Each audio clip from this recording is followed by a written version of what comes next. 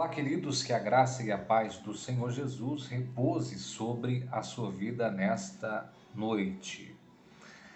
Hoje, desde que eu acordei pela madrugada e não consegui dormir a madrugada inteira direito, acordando picado, com uma palavra ardendo no meu coração, e ao decorrer deste dia, esta palavra continuou ardendo no meu coração. Por isso, eu vim aqui gravar este vídeo, liberar esta palavra para alguém. Alguém precisa ouvir esta palavra. 1 Reis, capítulo 19, nos mostra uma situação triste na vida de um dos maiores profetas de toda a Bíblia. Na verdade, este é Elias, a representatividade dos profetas. Lembra quando no Monte da Transfiguração, quando Jesus transfigurou, aparece Elias e Moisés. Moisés representando a lei e Elias representando os profetas, considerado na teologia como o leão dos profetas. Por outros, considerado como o profeta do fogo, outros, o profeta miraculoso, dos milagres extraordinários.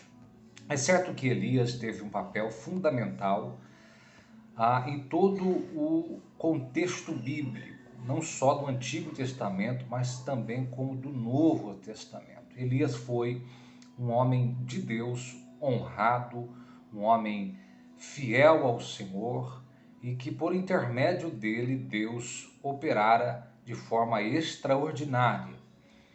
É certo que, dentre todas essas características aqui citadas deste profeta, este profeta no capítulo 19 se encontra cabisbaixo. Alguns, estudando mais profundamente, dizem que ele estava num estado depressivo, se encontrava em depressão, pelos sinais que ele demonstrou mediante a uma única notícia. Observando que o capítulo 18, que é o que antecede o capítulo 19, onde Elias se encontra pedindo a morte, fugindo para o deserto, entrando para dentro da caverna. O contexto é Elias no monte, orando e o fogo descendo, honrando o nome do Senhor perante todo Israel que estava desonrando ao Senhor, servindo a Baal e a outros deuses. Depois deste fato miraculoso, onde Elias honra a Deus e todos olham com um olhar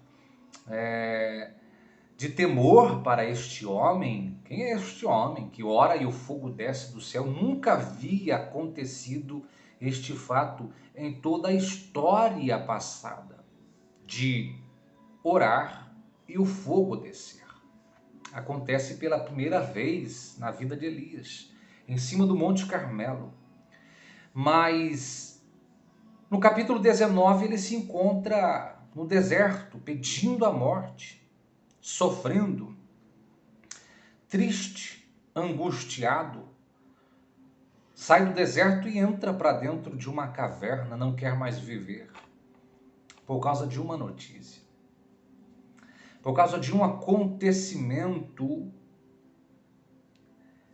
E este acontecimento, esta notícia, esta mensagem que chega até ele, faz com que o profeta despreze tudo que viveu,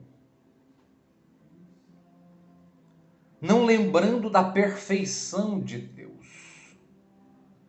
Deus sempre foi perfeito com Elias. Eu não sou muito ligado com símbolos de números, Mas dizem que o número 7 simboliza a perfeição de Deus.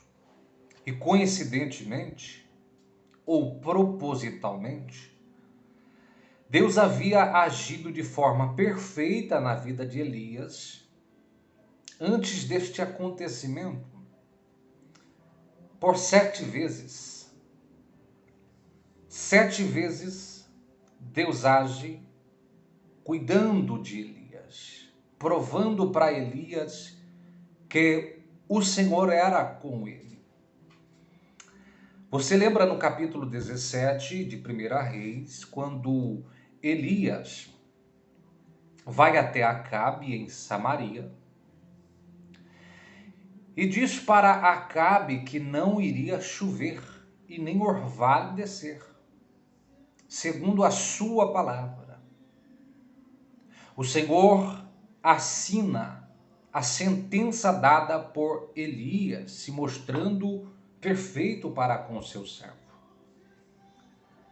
E dirige então Elias para o ribeiro de Querite, que lá ele beberia da água do ribeiro, e o Senhor havia ordenado corvos para sustentar Elias de manhã e à tarde, trazendo pão e trazendo carne. Pela segunda vez, Deus se mostra perfeito, cuidando, amparando o profeta em um momento de escassez. Quando seca a água do ribeiro, Deus ordena a Elias para que ele fosse até Sarepta de Sidom, e lá o Senhor ordenou uma viúva para cuidar de Elias. A terceira vez que Deus se mostra perfeito cuidando do seu profeta. Pela quarta vez, Deus age perfeitamente com Elias, cuidando do seu servo, quando usa-o para profetizar na vida desta viúva que não iria faltar farinha na panela e nem azeite na botija, e assim acontece. Até o Senhor mandar chuva novamente, esta mulher viveu de milagre após milagre diariamente. E Elias participou deste milagre, Deus se revelando ao profeta de forma perfeita. Pela quinta vez, Deus vai agir de forma perfeita com o profeta, quando usa o seu servo para trazer vida ao filho desta viúva que havia falecido. A ressurreição acontece na casa desta viúva, que recebeu o profeta de Deus. E Jesus disse: aquele que recebe um desses pequeninos recebe a mim. Aquela viúva recebeu o próprio Deus na sua casa, e assim a sua casa viveu de milagres após milagres. Deus não deixou de ser perfeito com Elias, pois Elias vai até Acabe e desafia Acabe e os seus profetas. 450 profetas de Baal e 400 de Azera, a subir ao Monte Carmelo e sacrificar aos seus deuses. Elias com Deus de Israel e os profetas com os seus deuses, Baal e Azera, concedendo a eles a oportunidade de iniciarem o sacrifício, e o desafio foi baseado no Deus que respondesse com fogo. Este seria o Deus de Israel. Os profetas de Baal e de Azera vão fazer os seus sacrifícios, os seus cultos, até de tardezinha, e nada acontece. Mas foi só Elias pegar e reconstruir, restaurar o altar, e dificultando o sacrifício, jogando água após água até encher a vala que Elias havia feito.